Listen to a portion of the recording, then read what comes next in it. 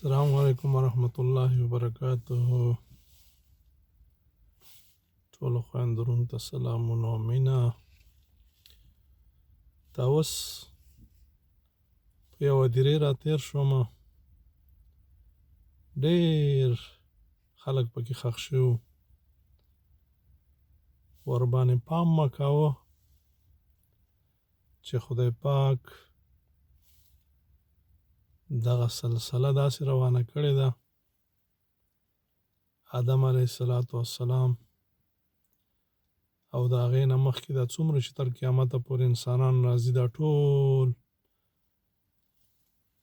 روحونه یې په یو ځای پیدا کړل او ترتیب ورته وټاکه.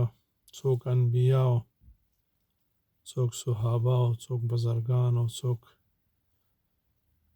فرعون او څوک نمرود او څوک د دوی ملګري، څوک د ښو ملګري، څوک د بدو ملګري. تر قیامته پورې به دا سلسله روانه وي.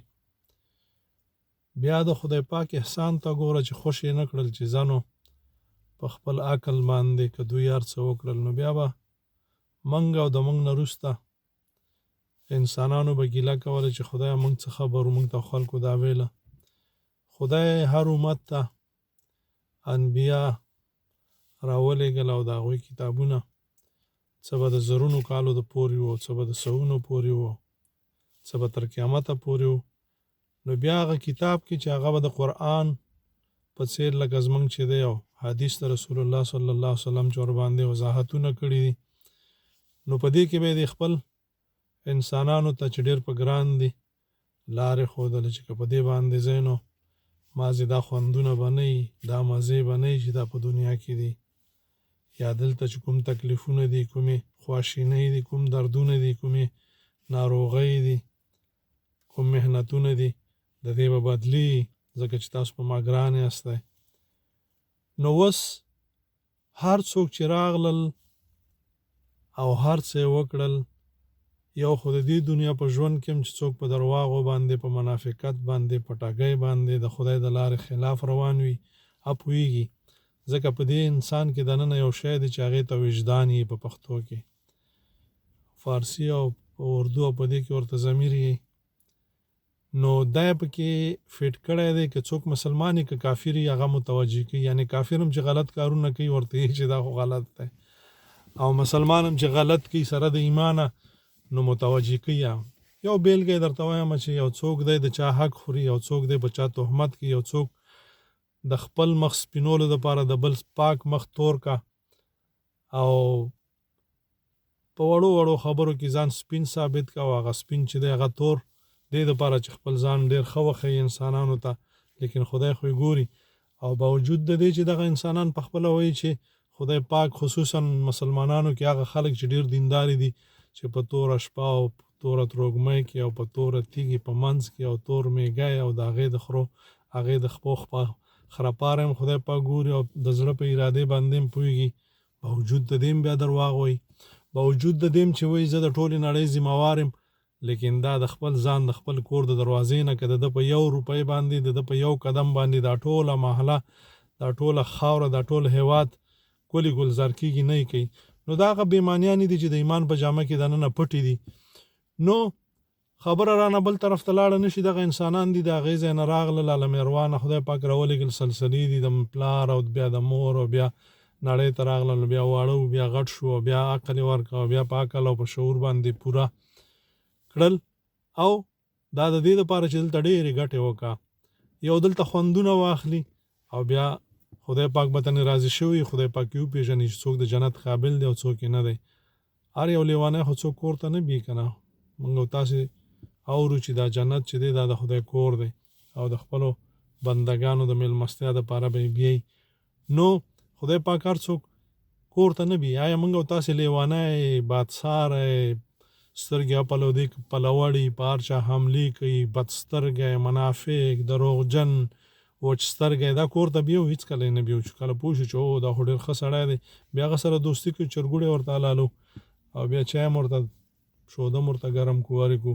نو دا هغه کارونه دي چې موږ او تاسې په نړۍ کې کوو، او خدای پاک د دې باندې یعنې موږ ته خوندونه راکوي. دغه د ځمکه او د اسمانونو او په دې کې خواږه او ترخه او ښې او یخې او ګرمې اوبه او ښې هواګانې او ښه ګلونه او ښه مور و پلار او خویندرونه او بال بچه او دا دوستان او دا ټول خوندونه دي، خو که موږ پوه شو. لیکن په انسانانو کې ژوي، حیوانات، غوا، خره، غویا، سپی، هغه توبه به وباسم ولې چې په خر باندې تهمت کول او په سپي باندې سپکاوی کول هم ګناه لري، ځکه چې خر ډېر وفاداري په دې باندې. نو زموږ مشران پوهېږي او چا چې خر لرلی او سپی هم ډېر وفاداري، ای کاش چې موږ د سپي غوندې وفادار وای، ای کاش چې موږ د خره غوندې وای چې د خپل خدای سره هم دښمني نه کولی.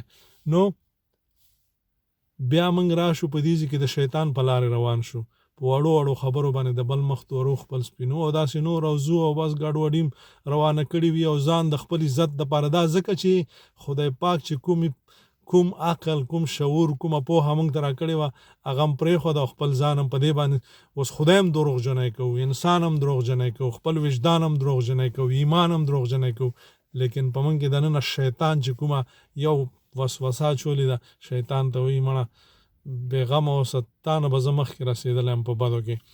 نو دا هغه کارونه دي چې ناپوهیانې دي، په درواغو موږ ایمان راوړی دی. که څوک ایمان راوړي، آیا څوک چې ایمان لري هغه به درواغ وایي؟ آیا څوک چې په قرآن، څوک چې په خدای باندې، څوک چې په محمد مصطفی صلی الله علیه وسلم ایمان راوړي هغه به درواغ وایي؟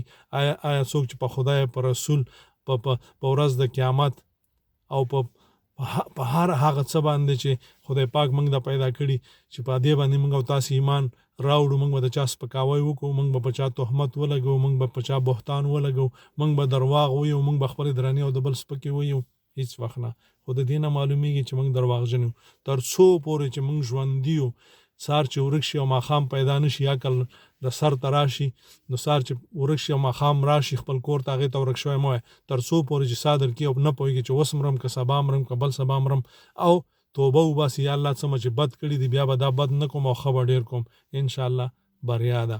که نه په دغه منافقت باندې به داسې دا زموږ تجارت هم دغه ژوند دی، دغه د دې ژوند مقصد دی چې موږ او تاسې راغلي یو. یوازې دې دپاره نه یو چې موږ او تاسې منځونه او د ذکر تلاوت او د ذکر پابندي او د قرآن تلاوت وکړو، په هیر مو نه شي. موږ او تاسې چې په دې خپلو کورنۍ کې د مور او پلار خویندو ورونو، د خپلو خپلوانو تره زامنو ترونو او د ګاونډیانو سره پیدا کړي، خدای پاک موږ او تاسې ګوري چې څومره منافقین وکړو. دا دغسې مازې ذکر او تلاوت خو بس خوره او څکه او مزې کوه او منځونه کوه، دا خو هېڅ شی نه دی. منځونه خو هغه چې زه یو ورځ په یو وخت کې یو څو کاله په ملا باندې داسې وم چې پاڅېدی نه شم، ولاکه مې مونځ پرېښی، ذکر مې د ټولو نه ډېر کوه، قرآن تلاوت مې هم د ټولو نه ډېر کوه. خو کله چې ته جوړې دا ټول انسانان ستا په سري، ته به خپل مونځ هم نه پرېږدې، خپل ذکر به هم نه پرېږدې، د قرآن تلاوت به هم نه پرېږدې، د مانځه په معنا به هم ځان پوهیې، د قرآن په معنا به هم ځان پوهیې، او د ټول انسانیت او د خدای پاک چې نعمتونه د ځمکه او اسمان درکړي، د دې خدمت په تا باندې فرض دی، دا به هم کوې. او که وایې نه کې، خدای د چا پروا نه لري. غور به شي، خبر به شي. دا مې د دې هدیرې نه درته وویل چې اوس به راتېر شوم، نو هلته ځي او پراته یې څه چې کړي په دغه ځای کې به حساب کتاب یې داسې لار قیامت ته تللی ده، هلته به ځي او بد به د بدو او ښه به د ښو سره ولاړ یو. انعمت علیهم غیر المغضوب علیهم ولا الضالین. آمین. هغه چا چې د صادقینو، د انبیاو، د خدای لار، د ښو خلکو لار خپله کړې ده، هغه به د هغو سره ولاړ. هغه خلک چې خدای ورباندې قهر شوی دی، په غضب شوی دی، چې انسانان یې پیدا کړي لیکن د شیطان لار خپله کړې ده، منافقین، درواغجن، حامان، نمرود، قارون او د دوی ملګري کفار، چا چې دا لارې خپلې کړي د هغوی سره به په څنګ کې ولاړ. نو راځئ چې ګټې وکړو. السلام علیکم ورحمت الله.